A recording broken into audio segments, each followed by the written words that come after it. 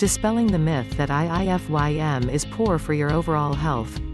Clean Eater says IIFYM is all about eating junk food. Strict Meal Plan Dieter says IIFYM diet isn't as good as a meal plan. Let us ask you a question. Are you tired of hearing the above statements? Are you sick and tired of hearing that an IIFYM diet is poor for your overall health? I know we are. You usually tend to see this from those that look at nutrition with a black and white mindset. Or from those that favor and have an emotional attachment to another nutrition concept such as intermittent fasting, clean eating, paleo, keto diet, eating cardboard diet. What's frustrating about this is nutrition shouldn't be looked at as good or bad or right or wrong or one diet as better or best. The way nutrition should be looked at as what we call conceptual integration. Taking concepts from different diets and integrating them together to fit your lifestyle, goals, preferences, and ultimately increasing adherence and consistency, which thus produces results. But this topic of conceptual integration can be a topic for another article. In this article, we will discuss dispelling the myth of IIFYM is poor for your overall health, the 80/20ths and 90/10ths approach within an IIFYM diet, and practical applications you can apply immediately. For now, put your macros and IIFYM flexible dieting calculator away and let's talk shop. Dispelling the myth of IIFYM is poor for your overall health. IIFYM gets a lot of flack outside the IIFYM community.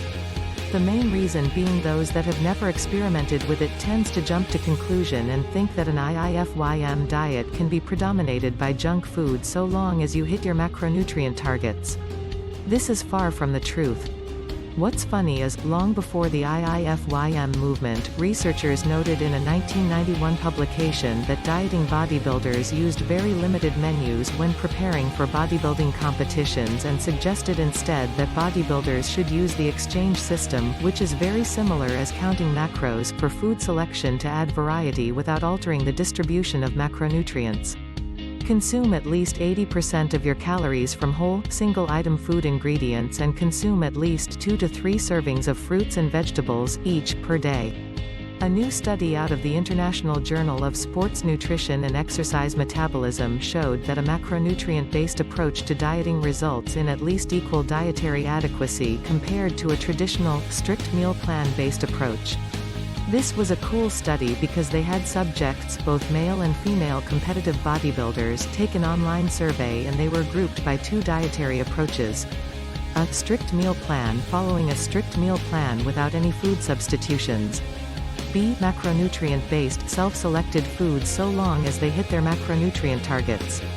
Here's what the results found. Males consumed less than the recommended daily allowance (RDA) or adequate intake (AI) of vitamins A, D, E, potassium, and fiber.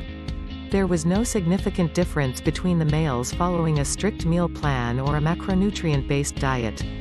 Females following the macronutrient-based diet consumed more protein, sodium, and vitamins E and K, fiber, folic acid, magnesium, and iron. A macronutrient or IIFYM diet approach will not result in micronutrient inadequacies to any greater degree than a traditional strict meal plan approach. Remember, in women, it might even be a better approach to follow an IIFYM diet. This study is a great piece of a large puzzle that lends credence to showing that an IIFYM diet approach is not poor for your overall health. The 80/20ths and 90/10ths approach within an IIFYM diet. Now that we have the myth of an IIFYM diet isn't good for your overall health dispelled, that doesn't mean that an IIFYM diet approach should be abused. We see time and time again people posting pictures on Instagram of their ice cream, Pop-Tarts, donuts, what have you. It's immature and misleading to do this. This is what gives IIFYM a bad rep. If you really are predominating your IIFYM diet with highly palatable and refined food sources, you are doing yourself and your health a disservice now. If you aren't doing this, enter the 80/20ths and 90/10ths approach within an IIFYM diet. This can also be looked at as daily linear allotment of indulgence foods rule, where 10 to 20% of your calories can come from indulgence foods each day. Here's a real-world example. You have 2,000 calories to work with for the day. You decide to use 20% of the calories towards non-traditional foods, dirty foods, whatever you want to call it. That means that 1,600 of your calories should be predominated by whole and minimally refined food sources. Once you meet your daily protein goal and fiber goal, the remainder 400 calories can come from semi-junk to junk food. Basically, discretionary calories comprise the margin of leftover calories that can be used flexibly once essential nutrient needs are met. Still skeptical of a daily linear allotment of indulgence foods rule? The current Dietary Reference Intakes (DRI) report by Food and Nutrition Board of the Institute of Medicine lists the upper limit of added sugars as 25% of total calories.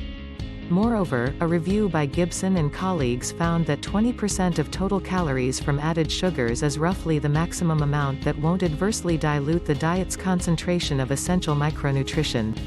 Both of these figures are in reference to refined, extrinsic sugars, not naturally occurring sugars within whole foods like fruit or milk. Discretionary calories. Finally, the USDA has attempted to teach moderation with their concept of the discretionary calorie allotment, defined as follows. The difference between total energy requirements and the energy consumed to meet recommended nutrient intakes. Basically, discretionary calories comprise the margin of leftover calories that can be used flexibly once essential nutrient needs are met.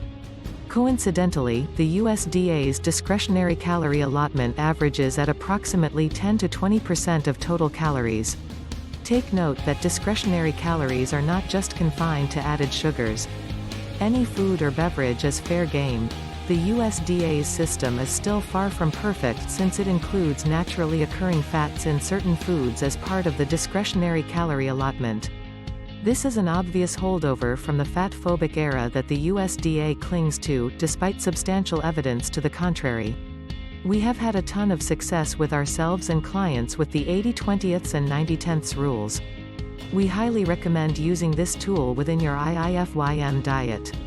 Practical applications. A macronutrient or IIFYM diet approach will not result in micronutrient inadequacies to any greater degree than a traditional strict meal plan approach. When implementing a macronutrient or IIFYM diet approach, remember to provide 5 to 10 grams ranges for each macronutrient, and allow for a fallback strategy if a target is missed, such as hitting a minimum protein target and 100 kilocalories energy intake range. A regular dose multivitamin for men and women is good insurance to have in your IIFYM diet. Consume at least 80% of your calories from whole, single-item food ingredients and consume at least 2 to 3 servings of fruits and vegetables, each, per day. Utilize the 80/20ths and 90/10ths rule within an IIFYM diet. We recommend if you are in the off-season or maintenance phase, you can be a bit looser and flexible, using the 80/20ths rule. Yet, if you are in a dieting phase or contest prep, then the 90/10ths rule will be a better option as you have a finer line to walk within calories. Wrap up. Now that we have dispelled the myth of IIFYM isn't good for your overall health, we want you to remember that IIFYM diet approach is such an amazing and awesome concept within nutrition, so don't abuse it. Utilize the 80/20ths and 90/10ths tool within IIFYM so that you can enjoy your diet, tailoring it around your preferences and lifestyle. For more info, visit www.iifym.com.